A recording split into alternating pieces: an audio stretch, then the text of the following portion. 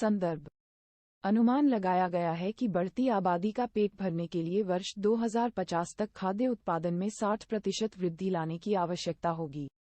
खाद्य की यह बढ़ती मांग दुनिया भर में किसानों को फसल उत्पादन बढ़ाने के लिए प्रोत्साहित कर रही है, जो फिर पर्यावरण पर दबाव बढ़ा रही है और स्वयं की मरम्मत कर सकने या प्रतिस्थापित कर सकने की इसकी क्षमता के पार चली गई है। इससे फिर पर्यावरण की गंभीर क्षति की स्थिति बन रही है। नेचुरल फार्मिंग या प्राकृतिक खेती पारंपरिक और आधुनिक कृषि अभ्यासों दोनों में सुधार के लिए एक नया दृष्टिकोण है, जो पर्यावरण, सार्वजनिक स्वास्थ्य और समुदायों की रक्षा पर लक्षित है। इसमें भविष्य की पीढ़ियों की आवश्यकताओं से समझौता किए बिना खाद्य उत्पादन को सक्षम करने की क्षमता है। नेचुरल फार्मिंग का महत्व। बेहतर स्वास्थ्य सुनिश्चितता। चूंकि नेचुरल फार्मिंग में किसी भी सिंथेटिक रसायन का उपयोग नहीं होता है, स्वास्थ्य संबंधी जोखिम और खतरे समाप्त हो जाते हैं। इस प्रकार उत्पादित खाद्य में उच्च पोषण घनत्व होता है और इसलिए ये बेहतर स्वास्थ्य लाभ प्रदान करता है। किसानों की आय में वृद्धि। नेचुरल फार्मिंग का उद्देश्य लागत में कमी, जोखिम में कमी, समान पैदावार, अंतर फसल से प्राप्त आय के रूप में किसानों की शुद्ध आय में वृद्धि करके खेती को व्यवहार्य और आकांक्षी बनाना है। मृदा स्वास्थ्य का पुनरुद्धार। नेचुरल फार्मिंग का सबसे तात्कालिक प्रभाव मृदा के जीव विज्ञान, यानी सूक्ष्मजीवों और केंचुओं जैसे अन्य जीवित जीवों पर पड़ता है।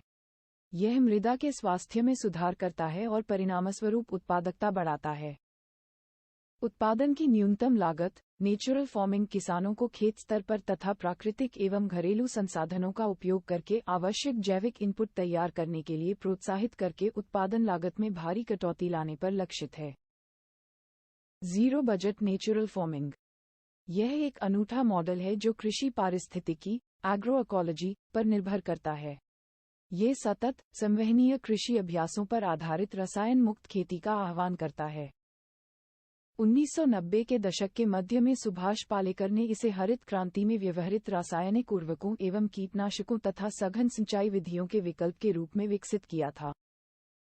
इस मॉडल का लक्ष्य उत्पादन लागत को कम करना और हरित क्रांति से पहले की कृषि पद्धतियों पर वापस लौटना है, जहां उर्वरक, कीटनाशक और सिंचाई जैसे महंगे इनपुट की आवश्यकता नहीं होती है। भारत में खेती से संबंधित प्रमुख चुनौतियां क्या हैं? प्रति बूंद अधिक फसल। भारत के सकल फसल क्षेत्र, ग्रॉस क्रॉप्ड एरिया (GCA) का केवल 52% ही राष्ट्रीय स्तर पर सिंचित है। भारत ने स्वतंत्रता के बाद से महत्वपूर्ण प्रगति की है, फिर भी कई खेत अभी भी सिंचाई के लिए मानसून पर ही निर्भर बने रहे हैं, जिससे अधिक फसल उत्पादन की उनकी क्षमता सीमित बनी रही है। प्राकृतिक आदानों की तत्काल उपलब्धता का अभाव। किसान प्रायः रासायनिक मुक्त कृषि की ओर आगे बढ़ने के लिए आसानी से उपलब्ध प्राकृतिक आदानों की कमी को बाधा के रूप में देखते हैं। प्रत्येक किसान के पास स्वयं का प्राकृतिक इनपुट विकसित करने के लिए समय, धैर्य या श्रम उपलब्ध नहीं होता है। फसल विविधीकरण का अभाव। भारत में कृषि के तेजी से वाणिज्यीकरण के बावजूद अधिकांश किसान मानते हैं कि अनाज ही हमेशा उनकी मुख्य फसल होगी, न्यूनतम समर्थन मूल्य के अनाज के पक्ष में अधिक झुके होने के कारण, और वे फसल विविधीकरण, क्रॉप डाइवर्सिफिकेशन, की उपेक्षा करते हैं। पैदावार में गिरावट। भारत के पहले जैविक राज्य सिक्किम में जैविक खेती अपनाने के बाद उपज में कुछ गिरावट देखी गई है। अपने ZBNF zero budget natural farming return में गिरावट देखने के बाद कई किसान पुनः पारंपरिक खेती की ओर मुड़ गए हैं। सतत कृषि से संबंधित हाल की प्रमुख सरकारी पहलें। राष्ट्रीय सतत कृषि मिशन, परंपरागत कृषि विकास योजना (PKVY), कृषि वानिकी पर उप मिशन SMAF, राष्ट्रीय कृषि विकास योजना, पूर्वोत्तर क्षेत्र के लिए जैविक मूल्य श्रृंखला विकास मिशन MOVCDNER। आगे की राह। नेचुरल फार्मिंग में महिलाओं की भागीदारी।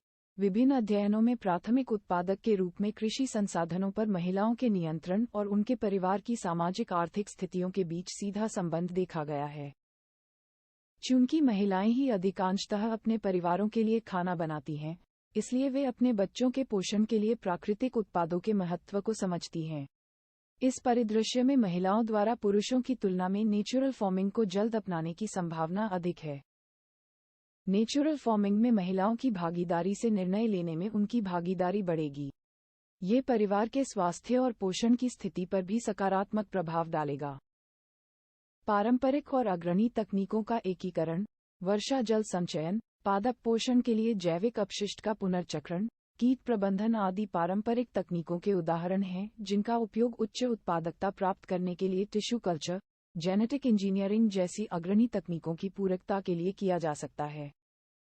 ज्ञान गहन कृषि भारत कृषि पद्धतियों की विविधता के लिए जाना जाता है, जो उपयुक्त समाधान खोजने के लिए राष्ट्रीय कृषि संवाद में विविध दृष्टिकोणों को शामिल करना महत्वपूर्ण बनाता है।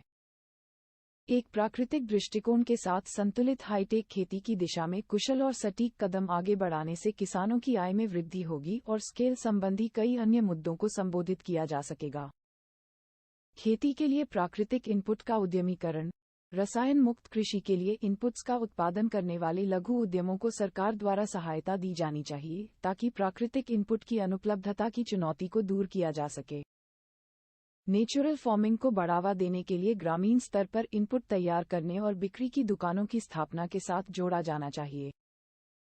प्राकृतिक पारिस्थितिक तंत्र के अनुकरण की ओर, कृषि उत्पादकता और प्रकृति के संरक्षण के बीच पारस्परिक रूप से सुदृढ़ संबंधों का विकास आवश्यक है।